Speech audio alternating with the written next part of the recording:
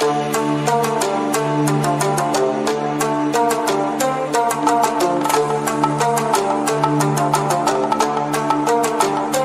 all, welcome back to the Nursing Genre YouTube channel. ఈ వీడియోలో burns topic గురించి explain చేయబోతున్నాను. ఇది మెడికల్ సర్జికల్ నర్సింగ్ సబ్జెక్ట్లో ఉంటుంది ఆర్ అడల్ట్ హెల్త్ నర్సింగ్ సబ్జెక్ట్లో ఉంటుంది. సో బర్న్స్ మేనేజ్మెంట్ అయితే కమెంట్ చేసి అడిగారు అనమాట. సో అందుకే నేను ఈ వీడియో నోట్స్ ప్రిపేర్ చేసి ఎక్స్ప్లెయిన్ చేస్తున్నాను. సో ప్రజెంట్ మీరు ఎగ్జామ్స్కి ప్రిపేర్ అవుతున్నారు కాబట్టి మీకు ఏదైనా టాపిక్ డిఫికల్ట్గా ఉంటే కనుక దాన్ని కమెంట్ చేయండి, సో దట్ నేను మీకు అది క్లియర్గా ఎక్స్ప్లెయిన్ చేయడానికి అవుతుంది. So first of all definition: burn is a type of injury that occurs when tissues are damaged, typically by heat but also by radiation, electricity, chemicals or friction. So burn అనేది ఒక injury అన్నమాట. ఈ condition కి ఎప్పుడు గురవుతారంటే ఎప్పుడైతే tissues heat తో interact అయినప్పుడు, so లో హై టెంపరేచర్ ఆబ్జెక్ట్ ఏదైనా మన బాడీకి లేదంటే మన స్కిన్ కి టిష్యూస్ కి తగిలినప్పుడు సో అది బర్న్ ఇంజురీ అవుతుంది అనమాట. సో ఇది దేని వల్ల అవుతుందంటే డిఫరెంట్ కాజెస్ అయితే ఉన్నాయి. Maybe by radiation, electricity, chemicals, friction. So దేని వల్ల అయినా బర్న్ ఇంజురీ అవ్వచ్చు. ఇది definition. Classification: based on the cause, అసలు ఎందుకు అవుతున్నాయి అని దాన్ని బేస్ చేసుకుని థర్మల్ కాసెస్ అవుతాయి, అంటే హీట్ వల్ల అనమాట. లైక్ హాట్ మెటల్స్ అవ్వచ్చు, ఐరన్ రాడ్స్ వేడి చేస్తారు కదా అలాంటివి కానీ, స్కాల్డింగ్ లిక్విడ్స్, సో వేడిగా నూనె పదార్థాలు ఏమైనా కానీ, స్టీమ్ కానీ, ఫ్లేమ్స్ కానీ, మంటలు కానీ సో తగిలినప్పుడు మాక్సిమం ఫ్లేమ్స్ వల్లే బర్న్ ఇంజురీస్ ఎక్కువగా మనం చూస్తూ ఉంటాం. Next radiation burns, so UV rays వల్ల కూడా బర్న్ ఇంజురీ వచ్చే ఛాన్స్ ఉంది. Chemical burns like strong acids కానీ, ఆల్కలీస్ కానీ, డిటర్జెంట్స్ కానీ, సాల్వెంట్స్ కానీ ఏదైనా స్కిన్ కాంటాక్ట్ లోకి వచ్చినప్పుడు కూడా కెమికల్ బర్న్స్ వచ్చే ఛాన్స్ ఉంది. Next electrical burns, direct current వల్ల కూడా బర్న్ ఇంజురీ అయ్యే ఛాన్స్ ఉందన్నమాట. ఇది based on cause. Next based on how deep and severely penetrate the skin, so ఎంత డీప్ గా బాడీలోకి చొచ్చుకెళ్ళింది ఇంజురీ అనే దాన్ని బేస్ చేసుకుని అగైన్ 4 టైప్స్ ఉన్నాయి. First degree burns, second degree burns, third and fourth degree burns, 4 types ఉన్నాయి. First degree burns చూద్దాం. Limited to the epidermis, only epidermis కి మాత్రమే. మన స్కిన్ లేయర్ లో తెలుసు కదా మనకి ఎపిడర్మిస్ ఉంటుంది, అలాగే డర్మిస్ ఉంటుంది, లోపల హైపోడర్మిస్ ఉంటుంది. ఎపిడర్మిస్ ఇది అనుకుంటే గనక, ఇది ఎపిడర్మిస్ అనుకుంటే first degree burns only epidermis ని మాత్రమే ఎఫెక్ట్ చేస్తున్నాయి అనమాట.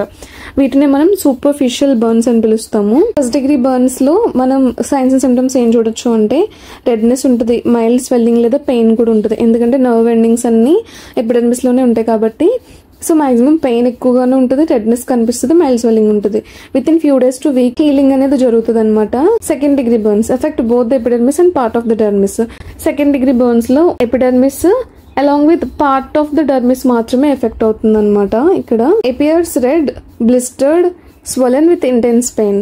సో అగైన్ ఇక్కడ రెడ్నెస్ ఉంటుంది, స్వెల్లింగ్ ఉంటుంది, అలాగే బ్లిస్టర్స్ లా ఫామ్ అవుతాయి అనమాట. స్కిన్ మీద బ్లిస్టర్స్ లాగా ఫామ్ అవుతాయి అనమాట. అది ఇక్కడ మనం చూడగలుగుతాం సైన్స్ అండ్ సిమ్టమ్ లో. Can take several weeks to heal, కొన్ని వీక్స్ పడుతుంది. ఫస్ట్ డిగ్రీ బర్న్స్ అయితే ఫ్యూ డేస్ టు వీక్స్ లో హీల్ అవుతుంది. సెకండ్ డిగ్రీ బర్న్స్ వచ్చేసి సెవరల్ వీక్స్ పడుతుంది, స్కారింగ్ కూడా అయ్యే ఛాన్స్ ఉంటుంది. అందుకే వీటిని partial to deep, partial thickness burns అని కూడా పిలుస్తాం అనమాట. వీటిలో హై రిస్క్ ఆఫ్ ఇన్ఫెక్షన్ ఉంటుంది, ఎందుకంటే ఆల్రెడీ డర్మిస్ కూడా ఎఫెక్ట్ అయి ఉంటుంది కాబట్టి. పార్షియల్ గా కానీ డీప్ గా కానీ డర్మిస్ కూడా ఎఫెక్ట్ అవుతుంది కాబట్టి ఇన్ఫెక్షన్ వచ్చే ఛాన్సెస్ కూడా, ఇన్ఫెక్షన్ రేట్స్ కూడా ఎక్కువ ఉంటాయి అనమాట. ఇక్కడ మీకు కనిపిస్తుంది కదా, మీరు డిఫరెన్షియేట్ చేయగలుగుతారని అనుకుంటున్నాను. ఇది ఫస్ట్ డిగ్రీ బర్న్స్, ఎందుకంటే దీంట్లో ఓన్లీ ఎపిడర్మిస్ మాత్రమే ఎఫెక్ట్ అయింది. సో మనకి ఓన్లీ రెడ్నెస్ ఒకటే కనిపిస్తుంది, మేబీ పెయిన్ కూడా పేషెంట్ కు ఉండొచ్చు. ఇక్కడ మనం చూడొచ్చు ఇది partial thickness second degree burns, only part of the dermis మాత్రమే ఎఫెక్ట్ అయింది.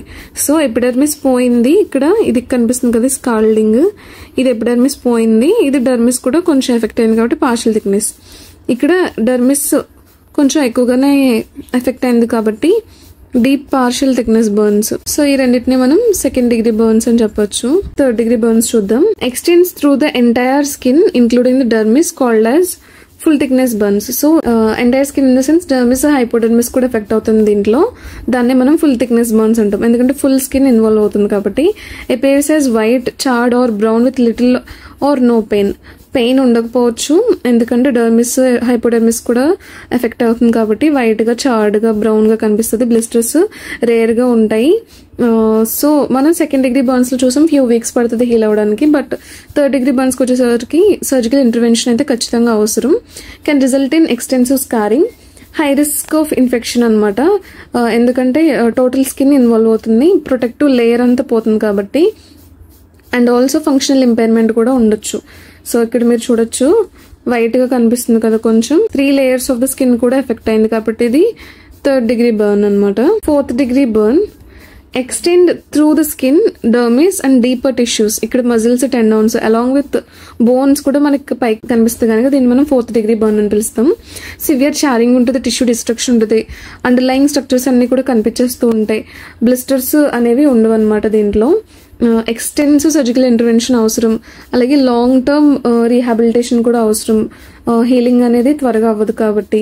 Extremely high risk of infection ఉంటుంది with functional impairment and also life threatening consequences కూడా మనం ఈ 4th degree బర్న్స్ లో చూడగలుగుతాం అనమాట. ఇక్కడ మీకు పిక్చర్ లో కనిపిస్తుంది కదా, ఇది 4th degree బర్న్. స్కిన్ అంతా ఎఫెక్ట్ అయింది, బోన్స్ కూడా విజిబుల్ గా కనిపిస్తున్నాయి మనకి. సో ఫస్ట్ ఎయిడ్ చూద్దాం. అసలు బర్న్ ఇంజురీకి ఫస్ట్ ఎయిడ్ మనం ఏం చేయాలి? ఫర్ మైనర్ బర్న్స్ ఏం చేయాలంటే ఫర్దర్ గా హార్మ్ అవ్వకుండా ప్రొటెక్ట్ చేయాలి పేషెంట్ ని. Cool the burn. ఒకవేళ ఇది మైనర్ బర్న్ అయితే గనక ఒక 10 to 20 minutes వరకు రన్నింగ్ వాటర్ లో బర్న్ ఏరియాని ఉంచాలన్నమాట.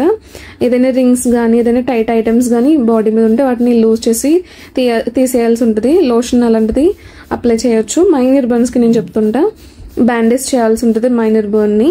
ఇఫ్ నీడెడ్ పెయిన్ రిలీవర్ తీసుకోవచ్చు. సో ఒకవేళ మేజర్ బర్న్ అయితే మాత్రం ఫర్దర్ హార్మ్ అవ్వకుండా అగైన్ ప్రొటెక్ట్ చేయాలి పేషెంట్ ని. అసలు బ్రీతింగ్ తీసుకుంటున్నాడో లేదో చూడాలి. Jewellery, belts, other tight items ఏమంటే తీసేయాలి. Cover the burn loosely with gauze or clean cloth. Clean cloth తో కవర్ చేయాలి, లేదంటే గాజ్ అవైలబుల్ గా ఉంటే గాజ్ తో కూడా మీరు కవర్ చేసుకోవచ్చు. బర్న్డ్ ఏరియా అబౌవ్ హార్ట్ లెవెల్లో ఉంచాలి. అలాగే సిమ్టమ్స్ ఆఫ్ షాక్ ఏమైనా ఉన్నాయా అని చెప్పేసి చూడాలి. ఈ లోపు రిఫరల్ పెట్టుకోవాలి. సో ఇదంతా అబ్జర్వ్ చేస్తూనే రిఫరల్ చేయాలి మేజర్ బర్న్స్ అయితే కనుక. TBSA అంటే టోటల్ బాడీ సర్ఫేస్ ఏరియా అనమాట. టోటల్ బాడీ సర్ఫేస్ ఏరియాని క్యాలిక్యులేట్ చేస్తేనే మనం ప్యాథోఫిజియోలోకి వెళ్ళగలుగుతాం. బర్న్ పేషెంట్ మనకి ఎమర్జెన్సీ డిపార్ట్మెంట్ లోకి లేదంటే ER లో క్యాజువాలిటీలోకి రాగానే సో పర్సంటేజ్ ఎంత బర్న్ అయ్యారు అని క్యాలిక్యులేట్ చేసే మెథడ్స్ నేను చెప్తున్నాను అనమాట. ఇప్పుడు నేను చెప్పే మెథడ్స్ ఒక 3 మెథడ్స్ అయితే నేను చెప్తున్నాను. So first one widely used method, rule of 9 method. ఇది వాలిస్ అనే వ్యక్తి కనిపెట్టారు. సో రూల్ ఆఫ్ 9 మెథడ్ లో సైజ్ ఆఫ్ ద బర్న్ ని ఎలా ఎస్టిమేట్ చేస్తారంటే మల్టిపుల్స్ ఆఫ్ 9 అనమాట బేస్ చేసుకుని సర్ఫేస్ ఏరియాని క్యాలిక్యులేట్ చేస్తారు. సో ఇక్కడ మీరు చూడొచ్చు ఇది అడల్ట్ కి అనమాట. అడల్ట్ లో హెడ్ అండ్ నెక్ 9 ఉంటుంది. Next upper anterior chest 9, lower anterior 9 and lower limbs each one 9. Each upper limbs కూడా 9 వస్తుంది అనమాట. యాంటీరియర్ అండ్ పోస్టీరియర్ కూడా. Posterior upper trunk 9%, again lower trunk 9%. So again lower limbs 9%. So perineal area 1% అనమాట, లేదంటే genital area 1%. So ఈ విధంగా adult లో rule of 9 ని క్యాలిక్యులేట్ చేస్తారు. ఇదిగో ఇక్కడ అయితే ఇన్ఫాంట్ కి ఎలా క్యాలిక్యులేట్ చేస్తారు పిక్చర్ లో చూపించాను కదా, చూడండి. అండ్ ఆల్సో ఇదైతే రూల్ ఆఫ్ 9 1 to 14 years వరకు ఇదనమాట. అబోవ్ 14 years అయితే ఇది అడల్ట్ ది. సో ఇది మాక్సిమం గుర్తుపెట్టుకోండి. ఇది rule of 9. Next palmar method అనమాట. ఈ మెథడ్ లో ఏంటంటే రఫ్ ఎస్టిమేషన్ ఉంటుంది అనమాట. పేషెంట్ పామ్ ని యూజ్ చేసి ఇంక్లూడింగ్ దేర్ ఫింగర్స్ యూజ్ చేస్తే కనుక 1% TBSA వస్తుంది అనమాట. లండన్ బ్రౌడర్ మెథడ్ లో ఇది ఒక ప్రిసైజ్ మెథడ్ అనమాట.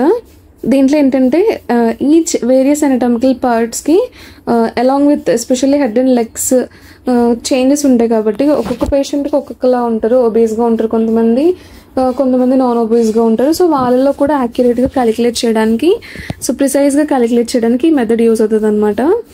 సో ఈ విధంగా క్యాలిక్యులేట్ చేస్తారు. And head anterior 3.5, posterior 3.5, neck 1. So anterior hands 2, 1.5. So ఇక్కడ మీరు చూసుకోవచ్చు 13. Buttocks each buttock 2.5, genital area 1%. So each anterior thighs 4, 3/4. So ఈ విధంగా ఉంది క్యాలిక్యులేషన్. లండన్ బ్రౌడర్ మెథడ్ అయితే ఇలా ఉందన్నమాట. సో ఇది rule of 9, Lund and Browder method and Palmer methods అనమాట ఇవి.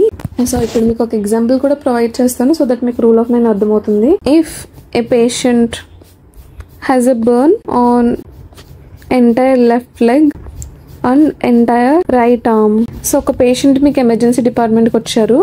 ఆ పర్సన్కి entire left leg, entire left arm effect అయింది. అంటే ఎంటైర్ లెఫ్ట్ లెగ్ అంటే యాంటీరియర్ 9% లెగ్ కి, పోస్టీరియర్ కూడా 9% ఎనీ లెగ్. సో అప్పుడు ఇది 18% అయింది. అండ్ ఎంటైర్ లెఫ్ట్ ఆర్మ్ కూడా ఎఫెక్ట్ అయిందని చెప్తున్నారు కదా. యాంటీరియర్ మనకి 4.5%, పోస్టీరియర్ అగైన్ 4.5%, అంటే ఇది మొత్తం కలిపి 9% అయింది. అంటే మొత్తం ఎఫెక్ట్ అయింది ఎంత, 18 + 9 = 27% total body surface area effect అయిందని అర్థం అనమాట. సో ఈ విధంగా క్యాలిక్యులేట్ చేయాలి రూల్ ఆఫ్ 9ని. సో ఇక్కడ మీరు ఈచ్ పార్ట్కి ఎంత ఉందో గుర్తుపెట్టుకుంటే మీకు TBSA క్యాలిక్యులేషన్ అర్థమైపోతుంది అనమాట. సో ఈ విధంగానే Lund and Browder method, palmar method కూడా ఈచ్ పాము, ప్రతి ఒక్కరి చేతి palm along with fingers 1% TBSA palmar మెథడ్లో అయితే. సో ఇది TBSA క్యాలిక్యులేషన్ చేసే విధానం. ఇప్పుడు పాథోఫిజియాలజీ చూద్దాం. ఎనీ బర్న్ ఇంజురీ ఎవరికైతే గ్రేటర్ దెన్ 20% TBSA ఉందో వాళ్ళలో ఏమవుతుంది అంటే DAMPs, damaged associated molecular patterns, pathogen associated molecular patterns release అవుతాయి అనమాట. Nothing but HMGBI, mitochondrial DNA, పెప్టిడోగ్లైకన్స్ ఇవన్నీ రిలీజ్ అవుతాయి. దీనివల్ల హైపోవోలిమిక్ షాక్ లోకి వెళ్ళిపోతారు. అలాగే వాస్కులర్ లీక్ కూడా ఉంటుంది, అంటే ఇంక్రీజ్డ్ పర్మియబిలిటీ ఉంటుంది అనమాట వీళ్ళలో. And also along with this immune and inflammatory responses పెరుగుతూ ఉంటాయి, మెటబాలిక్ చేంజెస్ కూడా అవుతూ ఉంటాయి. హైపోవోలిమిక్ చేంజెస్, వాస్కులర్ లీక్ ఉంటే ఏమవుతుందంటే టిష్యూ ఎడిమా వస్తుంది, టిష్యూ ఇంజురీ ఉంటుంది, రిస్క్ ఆఫ్ బ్యాక్టీరియల్ ఇన్ఫెక్షన్ ఉంటుంది, ఇంక్రీజ్డ్ బర్న్ డెప్త్ లేదా సివియారిటీ ఉంటుంది అనమాట. అండ్ ఆల్సో మెటబాలిక్ చేంజెస్లో అయితే కెటబాలిజం, డిస్ట్రక్షన్ ఎక్కువైపోతూ ఉంటుంది, ఇన్సులిన్ రెసిస్టెన్స్ పెరిగిపోతూ ఉంటుంది. సో మజిల్ ప్రోటీన్ డిగ్రేడేషన్ అయిపోతుంది, లిపోలైసిస్, నథింగ్ బట్ ఫ్యాట్ కూడా డిస్ట్రక్ట్ అయిపోతుంటుంది అనమాట బాడీలో, గుడ్ ఫ్యాట్స్ కూడా.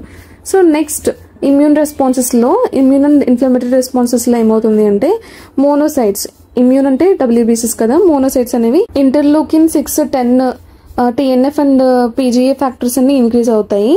అండ్ క్లాస్ 2 MHC డిక్రీజ్ అవుతుంది, యాంటిజెన్ ప్రొడక్షన్ కూడా తగ్గిపోతుంది. TA సెల్స్లో అయితే ఇంక్రీజ్డ్ IL, ఇంటర్లూకిన్ 4 and 10 పెరుగుతుంది, 2 and IFN ఫ్యాక్టర్స్ అన్ని డిక్రీజ్ అవుతాయి. ప్రొలిఫరేషన్, టిష్యూ ప్రొలిఫరేషన్ కూడా తగ్గిపోద్ది అనమాట. మ్యాక్రోఫేజెస్ అండ్ న్యూట్రోఫిల్స్లో అయితే ఫాగోసైటోసిస్ యాక్షన్ తగ్గిపోతుంది, బ్యాక్టీరియల్ యాక్టివిటీ కూడా తగ్గిపోతుంది అనమాట. దీనివల్ల అల్టిమేట్గా కెటబాలిజం ఇవన్నీ జరగడం వల్ల హైపర్ మెటబాలిజంలోకి వెళ్ళిపోతారు patient.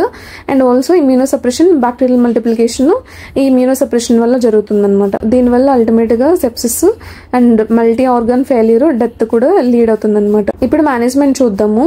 First of all medical management, already first year చెప్పాను కదా. ఇప్పుడు మెడికల్ మేనేజ్మెంట్ చూద్దాం. హైడ్రోథెరపీ యూజ్ చేస్తారనమాట, అంటే వాటర్ యూజ్ చేస్తారు.